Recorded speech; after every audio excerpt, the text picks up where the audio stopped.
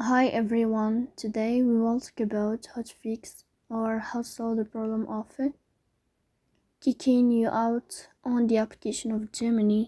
You will click on settings. In this page you will go to apps, default apps, app settings. On above you will search about Gemini app and you will click here. Then this page of app info, you will click on first stop and you will click OK. Here you will enter to the window of storage. Then we click on clear cache. But pay attention, don't click clear data because that can delete your account.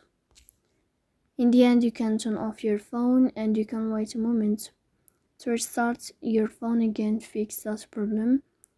So please don't forget to support us by like and subscribe. See you next time in another video and thank you for your